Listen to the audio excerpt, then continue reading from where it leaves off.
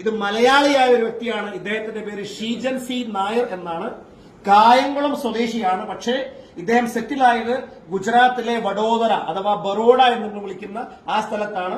Wife Yamuna Sheejan, പുള്ളിക്കാരൻ Delhi public സ്കൂളിലെ ഫിസിക്സിന്റെ ലെക്ചററാണ്. മക്കള് 2 പെൺകുട്ടികൾ. വൈഫിന്റെ പേര് യമുന ആയതുകൊണ്ട് മൂത്ത കുട്ടിയുടെ പേര് ഗംഗ എന്ന്. രണ്ടാമത്തെ കുട്ടിയുടെ പേര് എന്താണെന്ന് ഇതുവരെ ചോദിക്കാൻ പറ്റിയില്ല.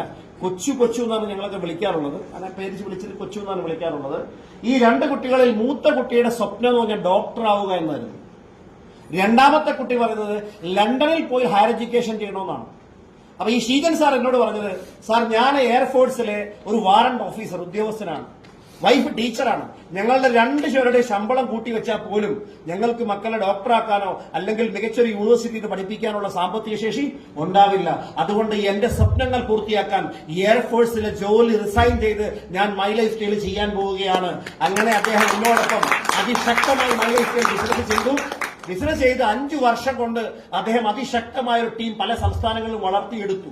2018 ഫെബ്രുവരി മാസം 18-ാം തീയതി കോഴിക്കോട് വെച്ചിരുന്ന ഭ്രമരൻ പ്രോഗ്രാം അദ്ദേഹം അറ്റൻഡ് ചെയ്തു. എന്നോടൊപ്പം എന്റെ കയ്യിൽ നിന്ന് തിരി വാങ്ങി അവിടെ തിരി കത്തിച്ചു. അവിടുന്ന് പോയി ജൂൺ മാസം തികച്ചില്ല.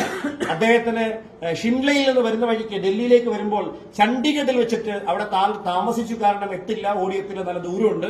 ചണ്ഡീഗഡിൽ താമസിച്ച് റൂമിൽ ഒറ്റയ്ക്ക് കിടക്കുന്ന സമയത്ത് നെഞ്ചുവേദന അനുഭവപ്പെട്ടു.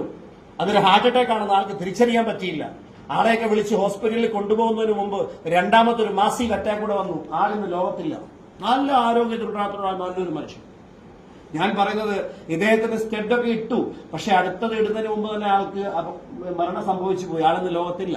8 വർഷമായി. ഇന്ന് യമുന ചേച്ചി ലെക്ചറർ അല്ല, ബിസിനസ് ഫുൾ ടൈം ചെയ്യുന്നു. കാരണം ഈ ബിസിനസ്സിലൂടെ ഷീജൻ സാർ മരണപ്പെട്ടതിന് ശേഷവും എല്ലാ മാസത്തെ വരുമാനം ആവറേജ് 25 ലക്ഷം രൂപയ്ക്ക് പുറത്താണ്. ഇങ്ങനൊരു ബിസിനസ് നമ്മുടെ മുമ്പിൽ ദൈവം കൊണ്ട് കാണിച്ചു തന്നാൽ നമ്മളത് നെഞ്ചോട് ചേർത്ത് ചെയ്യണോ വേണ്ടയോ?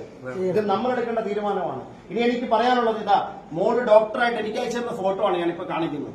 അവരുടെ സ്വപ്നമായിരുന്നു. ഇത് അഡ്മിഷൻ എടുത്ത സമയത്തുള്ള ഫോട്ടോയാണ്. പിന്നീടാണ് ഡോക്ടറായി മോളിപ്പോ ലണ്ടനിൽ പഠിക്കുന്നു. രണ്ടാമത്തെ ആൾ അവിടെ ജോലിയും കിട്ടിയെന്നാണ് എനിക്ക് അറിയാൻ സാധിച്ചത്.